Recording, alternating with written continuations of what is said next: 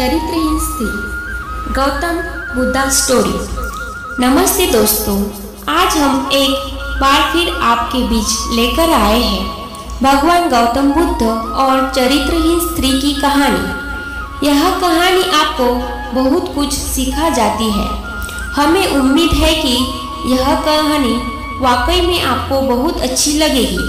तो चलिए शुरू करते हैं आज की कहानी, चरित्रहीन स्त्री, गौतम बुद्धा स्टोरी।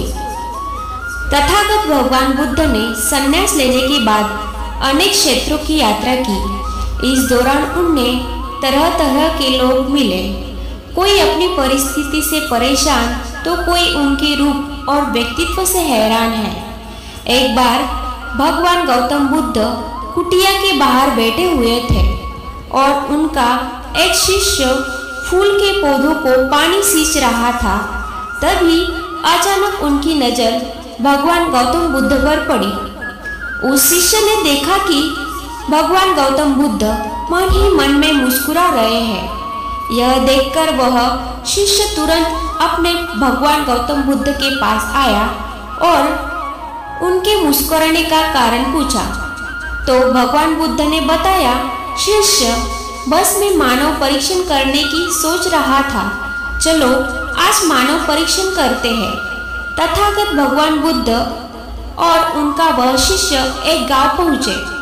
वहां एक स्त्री उनके पास आई और उनसे बोली, आप तो बिल्कुल किसी राजकुमार की तरह लगते हैं। क्या मैं जान सकती हूँ कि इस युवा अवस्था में आपके गेरुआ वस्त्र धारण करने का क्या कारण है? तथागत भगवान बुद्ध ने उस स्त्री को विनम्रता पूर्वक उत्तर दिया, मैंने 3 प्रश्नों का हल ढूंढने के लिए संन्यास लिया है। यह शरीर जो युवा वो आकर्षक है, जल्द ही रुद्ध होगा, फिर बीमार होगा और अंत में मृत्यु अवस्था में चला जाएगा। मुझे वृद्धावस्था, बीमारी एवं मृत्यु के कारण का ज्ञान प्राप्त करना है। तथागत भगवान बुद्ध की बातों से प्रभावित होकर उस स्त्री ने उन्हें भोजन के लिए अपने घर आमंत्रित किया, मगर उस स्त्री को गांव वाले पसंद नहीं करते थे। शीघ्र ही यह बात पूरे गांव में फैल गई। तथागत भगवान बुद्ध उस स्त्री के घर भोजन करने वाले हैं। गांव के लोग उनके पास आए और आग्रह किया कि वह उस स्त्री के घर भोजन करने ना जाए। तथागत बुद्ध ने कारण पूछने पर उन्होंने बताया कि वह स्त्री चरित्रहीन है। तथागत भगवान बुद्ध ने उसी गांव के मुखिया से पूछा, क्या आप भी मानते हैं कि वह स्त्री चरित्रहीन है? मुखिया ने कहा, मैं शपथ पूर्वक कहता हूँ कि वह स्त्री पूरे चरित्र वाली है। कृपया आप उसके घर पर न जाएं। मुखिया का यह जवाब सुनकर तुरंत ही तथागत भगवान गौतम बुद्ध ने मुखिया का एक हाथ पकड़ लिया और फिर उसे ताली बजाने को कहा। मुखिया ने कहा, मैं एक हाथ से ताली नहीं बजा सकता भगवंत, मेरा दूसरा हाथ तो आपने पकड़ रखा है। ऐसे में मैं एक हाथ से ताली कैसे बजाऊंगा? उस पर भगवान गौतम बुद्ध बोले, जैसे एक हाथ से आप मुखिया जी ताली नहीं बजा सकते, वैसे ही कोई भी सुशील स्त्री खुद कभी भी चरित्रहीन नहीं हो सकती। और आगे भगवान गौतम बुद्ध ने उनको उपदेश देते हुए कहा, ठीक इसी प्रकार कोई भी स्त्री अकेली चरित्रहीन नहीं होती। अगर वो स्त्री चरित्रहीन है तो आप सब गांव वाले भी चरित्रहीन हैं, तो मुझे भी आपके घर नहीं आना चाहिए। अगर पहले आप चरित्रहीन नहीं होते तो वो स्त्री चरित्रहीन नहीं होती। इसलिए इस गांव के पुरुष ही इस औरत के चरित्र के लिए जिम्मेदार होते हैं। अगर आप गांव के सभी पुरुष अच्छे होते तो वह स्त्री कदापि ऐसी ना होती।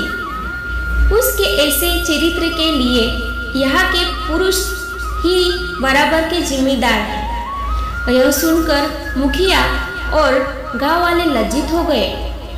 इसी तरह स्त्री को चरित्रहीन बताने वाले गांव वालों को तथागत भगवान गौतम बुद्ध ने इस तरह सिखाया सबक। तथागत भगवान गौतम बुद्ध की यह बात सुनकर सभी गांव वाले बुद्ध के सामने झुक गए और अपनी भूल की माफ़ी मांगने लगे। और फिर भगवान बुद्ध ने उस वेश्या के घर भोजन किया।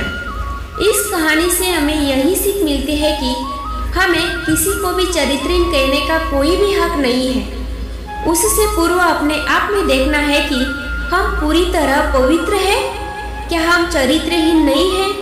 पहले हमें तन मन से पवित्र रहना चाहिए, उसके बाद ही दूसरों को चरित्रहीन का कलंक लगाना चाहिए। दोस्तों, अगर आपको यह कहानी चरित्रहीन स्त्री गौतम बुद्धा स्टोरी इन हिंदी पसंद आई हो तो हमें कमेंट कर जरूर बताएं। और अगर आप ऐसी ही प्रेरणादायक स्टोरीज देखना पसंद करते हैं तो हमारे साथ बने रहिए और आपका मनपसंद story of life YouTube channel को सब्सक्राइब करें और अपने दोस्तों के साथ भी इसे अवश्य शेयर कीजिए ताकि और लोगों को भी तथागत भगवान गौतम बुद्ध की शिक्षाप्रद कहानी पढ़ने और सुनने को मिल सके। इस चैनल पर हम मोटिवेशन स्टोरीज, शिक्षाप्रद स्टोरीज, भारत के महापुरुषों की शिक्षाप्रद कहानी और अनेकों मोटिवेशन स्टोरीज लाते हैं। दोस्तों, आज के इस चरित्रहीन स्त्री की कहानी में सिर्फ इतना ही। दोस्तों, हम आपसे फिर मिलेंगे ऐसे ही एक मोटिवेशन कहानी के साथ जो आपका जीवन ही बदल देने वाली सत्य और शिक्षाप्रद कहानी के साथ। तब तक के लिए आप जहाँ भी रहिए खुश रहिए और खुशियाँ बांटते रहिए। सबका मंगल हो, सबका कल्याण हो। भवतु सब्बः मंगलम। आपका बहुमूल्य समय देने के लिए धन्यवाद। Presentation by story of life YouTube channel. Subscribe करने के बाद ना घंटी बजा देना ताकि जब भी मैं कोई न्यू वीडियो अपलोड करूं तो तुम्हारे फोन की घंटी भी बजे।